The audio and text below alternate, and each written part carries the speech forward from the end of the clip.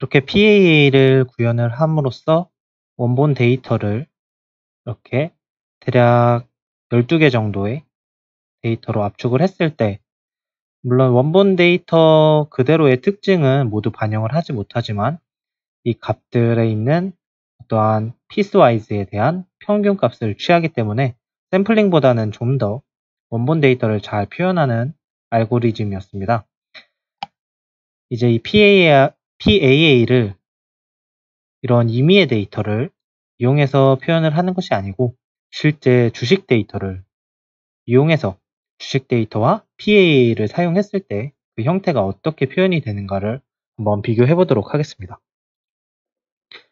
우선은 주식 데이터를 받아오는 방법은 다양하지만 일단 저희는 키움 API를 이용해서 데이터를 받아오도록 하겠습니다. 따라서 키움 오픈 API를 사용하기 위해서 키움 오픈 API 컨트롤러를 추가해 주도록 하겠습니다.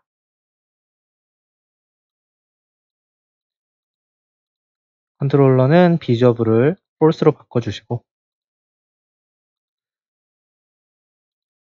이제 먼저 로그인을 진행을 하고 또 특정한 TR, 즉 주식 데이터를 요청할 수 있는 TR에다가 데이터 요청을 해봐야겠죠. 일단은 이 부분에서 로그인을 먼저 진행을 하고, 우선 이 부분에 대해서는 주석을 다 처리하도록 하겠습니다. 앞에서 사용했던 샘플링 데이터와 PAA 데이터, 또 원본 데이터를 여기에 있는 차트에 추가하는 부분을 지금 주석 처리를 했고요. 이전에 구현했던 샘플링과 PAA 알고리즘을 적용할 수 있는 메소드는 이후에 이제 데이터를 받아온 상태에서 사용을 할 예정입니다. 따라서 먼저 로그인을 진행을 해줘야 되는데요. axkh openapi.on comconnect죠. comconnect를 통해서 로그인을 신청을 하고, 로그인에 성공했을 경우에 대한 이벤트 처리를 줄 건데,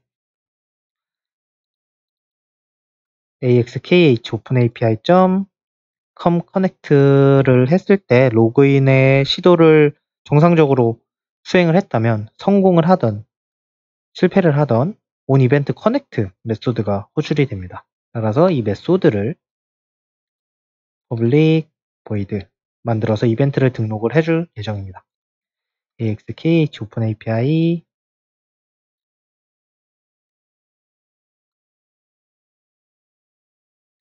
onEventConnect. 반드시 샘플링과 PAA를 사용하기 위해서 키움 증권을 사용할 필요 없이 데이터를 다른 곳에서 구하신 후에 그 데이터를 이 프로그램 상으로 받아오시기만 하면 되는데요. 저는 그 중에서 이미 앞에서 많이 사용해본 키움 API를 통한 데이터 요청을 진행해 보도록 하겠습니다. 첫 번째 인자로는 오브젝트 샌더, 두 번째 인자로는 API에서 제공하는 axkh 오픈 API 라이브러리의 on 이벤트 커넥 이벤트 메소드 구현을 해주신 후에 이 메소드 등록을 처리해 줍니다. 그리고 로그인에 성공했다면 바로 이 부분에서 주식 데이터를 요청을 할 건데, 일단은 axkh 오픈 API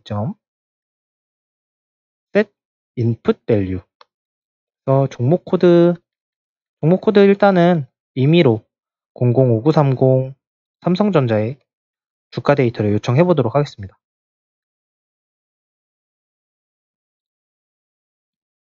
일단은 코어 스튜디오를 좀 참조를 해서 차트 데이터를 요청을 해볼 건데요.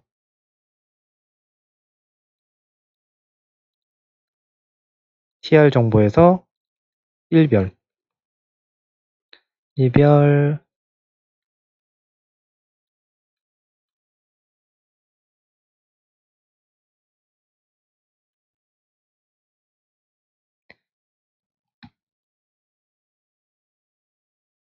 네, 주식 일봉 차트 OPT 10081 차트 요청을 할 거고요. 주식 일봉 차트 조회 요청을 위해서는 인풋 밸류로 종목 코드, 기준 일자, 수정 주가 구분을 사용을 해줘야 됩니다. 따라서 종목 코드, 다음에 기준 일자, 기준 일자는 오늘의 날짜로 전달을 하면 되겠죠. 따라서 date time now toString 오늘의 날짜를 받아오는 YYYY MMDD 형태로 오늘의 날짜를 요청을 하고, 다음에 마지막으로 수정 주가 구분, 스트링 값으로 0을 입력을 해주시면 되겠죠. 그리고 AXKH 오픈 API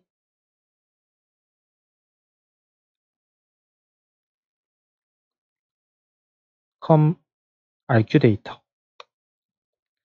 첫 번째 인자로는 사용자 지정 이름이기 때문에 일단은 일봉 차트라고 해보도록 하겠습니다. 일봉 차트. 두 번째 인자에만 중요하게 OPT TR 코드를 입력해 주시면 되죠. OPT 10081, OPT 10081, OPT 10081 맞고요. 두 번째는 한 번 요청할 거니까 0, 그 다음에 스크린 번호 임의로 1001 정도로 지정을 해주도록 하겠습니다. 그 다음에 이제 요청을 정상적으로 했다면 데이터가 넘어오겠죠. 데이터는 on receive tr 데이터 이벤트 메소드로 전달이 되니까, 따라서 이벤트 메소드를 또 하나 등록을 해줄 필요가 있습니다. AXKH 오픈 API 언더바 on receive tr 데이터. 첫 번째 인자는 역시 sender 오브젝트 타입으로, 그 다음에 라이브러리에서 제공해주는 on receive tr 데이터. 이제 이 부분에 정상적으로 데이터가 요청이 갔다면 이 부분에 데이터가 전달이 될 거고요. 따라서 일단 개수를 확인해 주기 위해서 int count는 AXK 오픈 API get repeat count. 첫 번째 인자는 2.str 코드, 두 번째 인자는 2.srqname, 앞에서 많이 사용했던 코드들입니다. 그리고 AXKH 오픈 API 값을 통해서 포문을 int i는 0, i는 count, i++. 이제 이 부분에서 데이터를 받아서 처리를 해줘야 되는데요. 따라서 앞에서 사용했던 이 로우 데이터를 이용하는 것이 아니고, 로우 데이터 대신에 자, 여기에 있는 로우 데이터는 주석 처리를 하고, 실제로 로우 데이터는 이 부분이 되겠죠. 이 부분에서 더블 로우 데이터는 일단은 new 더블 카운트의 개수만큼, 즉 API에서 전달받은 해당 종목에 대한 차트 데이터 개수만큼 받아오고, 로우 데이터의 i번째는 AXKH 오픈 API get com 데이터를 통해서 2.str 코드, 2.srqname, 그 다음에 i번째 인덱스에 있는 값 중에서 아웃풋 현재가 값을 받아오도록 하겠습니다. 차트 같은 경우에는 현재가가 결국 그날의 종가가 되겠죠. 현재 이 스트링 값으로 받아오기 때문에 더블.parse를 통해서 더블 형태로 변경시켜서 배열에 추가를 해주시면 이제 로우 데이터가 포문을 돌면서 키움 API에서 전달받은 값을 통해서 로우 데이터에 전달이 되고요. 이제 이 로우 데이터에 있는 값을 여기에 있는 첫 번째 차트에 추가를 해주시면 되겠죠. 따라서 for int i는 0, i는 로우 데이터의 카운트만큼, i++ length죠. 배열은 로우 데이터.length, 그 다음에 이제 s2 이 S2를 다른 메소드에서 지금 보면은 메인 메소드가 있고 이 form1의 생성자 메소드와 이 부분 전달받은 메소드가 다른 메소드이기 때문에 현재 이 생성자 안에서 이렇게 가르쳐 놓으면은 이 부분에서 접근을 할 수가 없겠죠. 따라서 시리즈 1, 2는 전역 변수로 정의를 먼저 해주도록 하겠습니다. 그리고 이 부분에서 초기화를 해주면 이후에 다른 메소드에서도 접근이 가능하겠죠.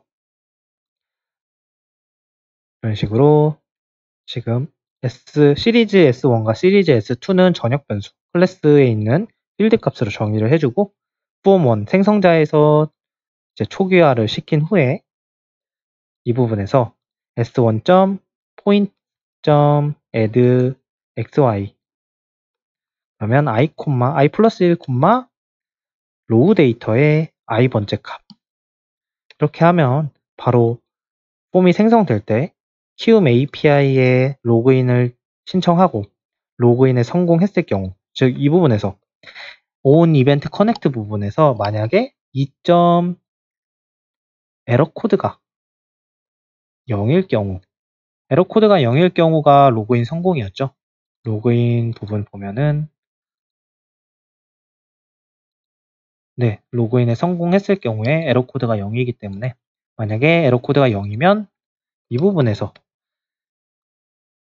데이터 요청을 해주면 됩니다. 그럼 데이터 요청 시에 정상적으로 데이터가 전달받으면 이 onReceive tr 데이터 이벤트 메소드가 호출이 되고 이 부분에서 전달받은 값을 꺼내서 현재가만 로우 데이터 형태로 배열에 저장하고 마지막으로 이 첫 번째 S1 시리즈에다가 데이터를 표시하는 코드를 지금 작성을 했습니다. 이제 실행을 통해서 한번 정상적으로 데이터를 받아오는가 확인을 해보겠습니다.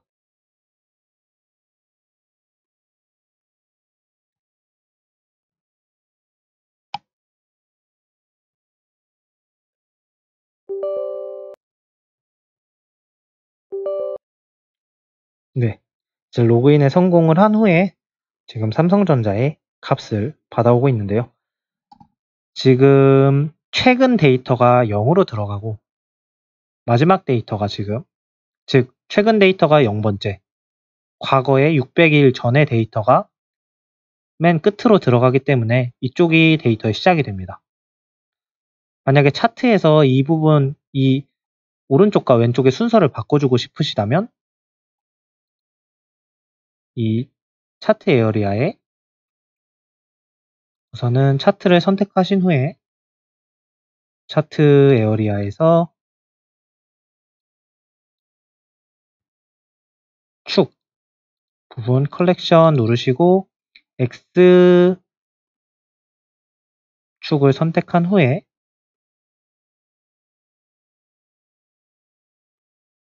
여기에 있는 is reversed를 true로 바꿔주시면 됩니다. 마찬가지로 두 번째 차트 에어리아도 마찬가지로 축 부분 선택을 하신 후에 X축 그다음에 is reverse라는 속성을 true로 바꿔주시면 좌측과 우측의 순서가 바뀌게 됩니다. 실제 주식 같은 경우에는 이렇게 표시가 되겠죠. 그래서 최근 데이터가 오른쪽으로 과거 데이터가 왼쪽으로 표시가 되면서 네, 이렇게 해서 과거 데이터, 그다음에 현재 데이터 이렇게 지금 구현되는 데이터를 이제 샘플링과 PAA를 통해서 어떻게 표현이 되는가를 한번 살펴보도록 하겠습니다. 우선은 크기를 좀 늘렸을 때 함께 이 차트 크기가 늘어나길 바란 다음에 앵커 속성에 네 방향 모두 설정을 해주시고 이제 이 부분에서 샘플링과 PAA를 한번 사용을 해볼 건데요. 샘플드 데이터는 샘플링 데이터는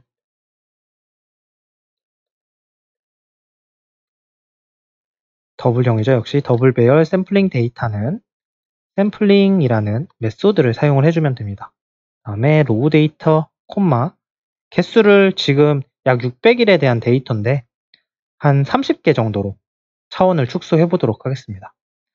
그리고 나서 포문을 돌리면서 i는 0, i는 이번에는 샘플링 데이터 점 랭스 샘플링 데이터 점 랭스죠. 랭스 i 플러스 플러스 다음에 s2에 아래에 있는 차트에다가 i 플러스 1, 샘플링 데이터에 i번째 값을 추가를 해주시면 되겠네요. 이제 이 상태로 한번 실행을 해보면 로그인에 성공했을 경우에 원본 데이터가 윗부분에 또 샘플링 된 데이터가 아랫부분에 표시가 되겠죠. 네, 이 그래프를 보면 이제 원본 데이터가 이런 식으로 표현이 되고 원본 데이터는 현재 600일에 대한 데이터이기 때문에 약 600차원의 값이라고 보시면 됩니다. 즉 삼성전자 하나의 주식이 600일간 데이터 값이 있으면 이건 하나의 600차원 값이라고 보시면 되고요. 이제 이 600차원의 값을 샘플링을 통해서 30일, 즉 30개의 부분으로 나눠서 그 값을 취했을 경우에 이런 식으로 압축이 되는데 앞에서 임의의 값을 이용해서 즉 임의의 난수를 이용해서 샘플링 했을 때보다는 원본 데이터를 제법 잘 표현을 하는 것이라고 또 보이는 형태를 가지고 있습니다.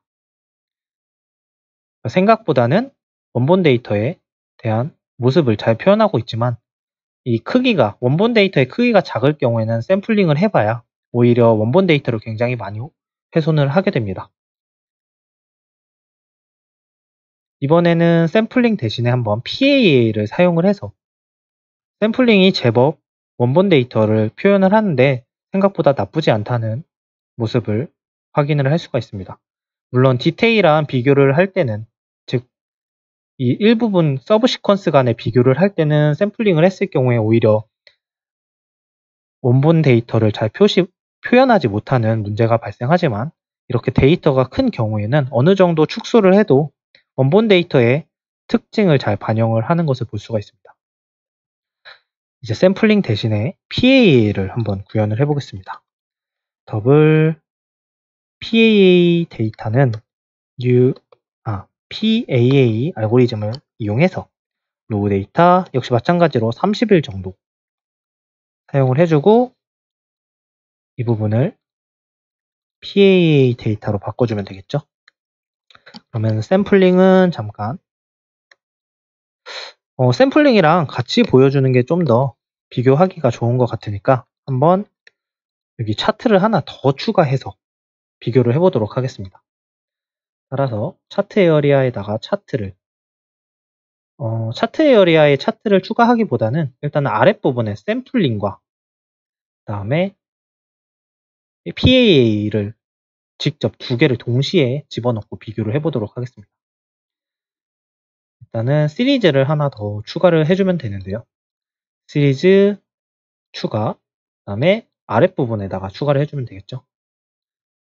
차트 에어리아 2에 역시 라인 그래프로 표현을 해주고 일단은 이름을 시리즈 3 다음에 텍스트 값을 바꿔주면 좋을 것 같죠? 레이블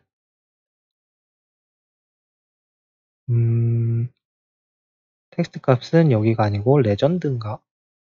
레전드 부분인 것 같습니다.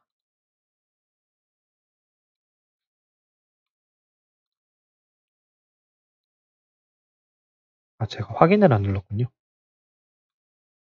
시리즈 다시 추가, 그 다음에 차트 에어리아 2 라인 그래프. 그래서 지금 보면은 붉은색에다가 PA를 그 다음에 노란색에다가는 샘플링 데이터를 추가를 해볼 건데 마찬가지로 시리즈가 지금 하나가 더 늘어났으니까 시리즈 S3 이 S3에다가 PA를 추가하도록 하겠습니다. 시리즈 세 번째, 즉 인덱스는 2죠. 따라서 S3에다가 PAA 값을 추가를 해주게 되면 이제 실행을 통해서 샘플링과 PAA의 비교를 해보도록 하겠습니다. 네, 지금 보면은 원본 데이터가 이렇게 있고, 그다음에 노란색 그래프가 샘플링된 데이터가 됩니다. 그다음에 붉은색 데이터가 PAA로 표현을 한 그래프인데요. 워낙 원본 데이터 사이즈가 크다 보니까 지금 압축을 했을 때 두 개가 그렇게 큰 차이가 있는지는 눈에 띄지 않는데, 만약에 압축을 더 했을 경우에 한번 15 단위로 압축을 해보도록 하겠습니다. 원본이 600개인데 대략 10개 정도.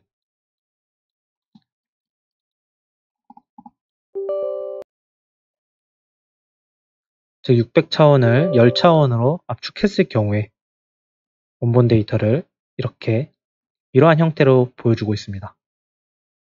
즉 이러한 일정 특정 부분에 대해서는 실질적으로는 굉장히 원본의 특성을 다 제거를 하고, 원본 데이터가 워낙 크다 보니까 아래와 같은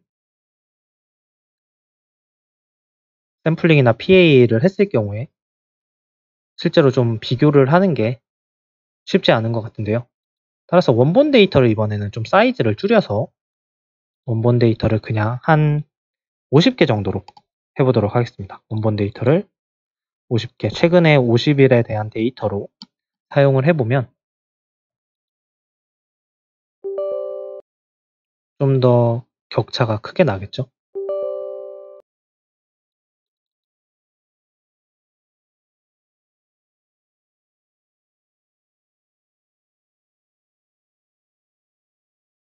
현재 이 차트 그래프 자체가 이 비율이 크기가 적절하게 맞춰져 있지 않아서 너무 비율 크기가 크다 보니까 이렇게 직선 그래프처럼 보이지만 실제 데이터는 생각보다 등락이 큽니다.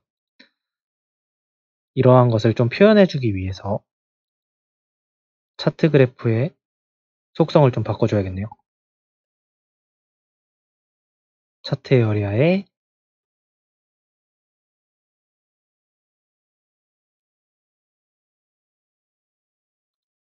아마 축에 사이즈를 맞춰주는 게 좋을 것 같네요. 그래서 이 부분에서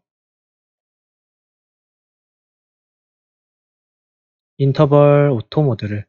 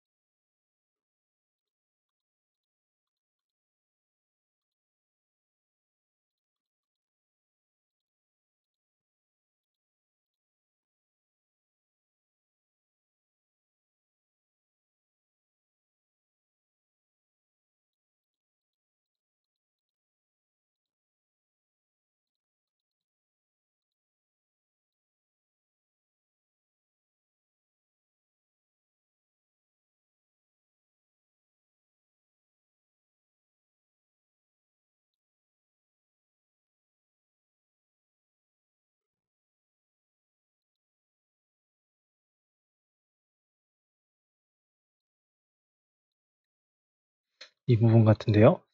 스타트 프롬 제로 대신에 노를 한번 해보도록 하겠습니다. 노 다음에 스케일 스타일을 이 부분이네요. is start from zero를 false로, 이것도 마찬가지로 y 속성에 is start from zero를 false로 이렇게 해주면 사이즈를 아마 적절한 크기로 맞춰줄 것 같은데요.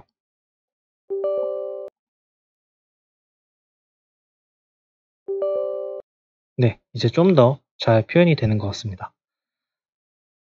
이렇게 봤을 때 지금 원본 데이터 50일에 대한 원본 데이터를 노란색의 경우 샘플링을 한 상태고요.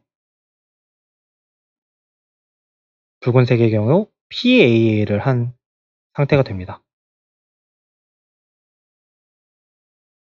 지금 샘플링이 더 잘 표현을 했다, PAA가 더 잘 표현을 했다, 이렇게 표현을 어떤 것이 더 낫다 이렇게 표현을 하기 애매한데, 샘플링 같은 경우에는 일단은 정확히 구간을 나누고 그 값을 취하기 때문에 앞에서 말씀드린 것처럼 만약에 사이에 큰 변화가 있다고 해도 그 점을 캐치하지 못합니다.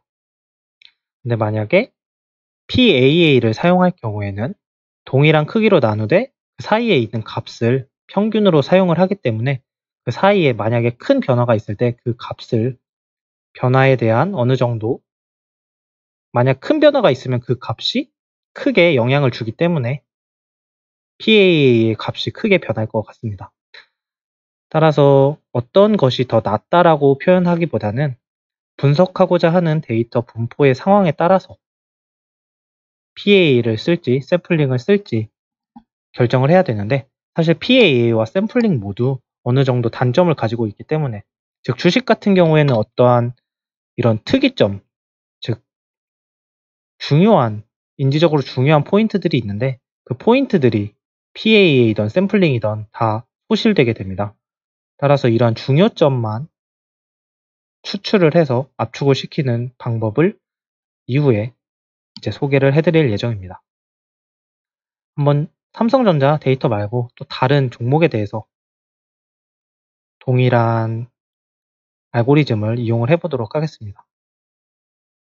그래서 삼성전자 코드 말고 다른 종목의 종목 코드를 이용해서 데이터를 요청했을 경우에 다른 종목에 대한 그래프, 로우 데이터를 받아오고 샘플링과 PAA를 사용을 하게 되는데요. 이제 원본 데이터가 이러한 모습을 보였을 때 샘플링을 했을 경우에는 이 노란색 상태로, 그 다음에 PAA를 사용을 했을 경우에는 이렇게 붉은색 그래프가 그려집니다.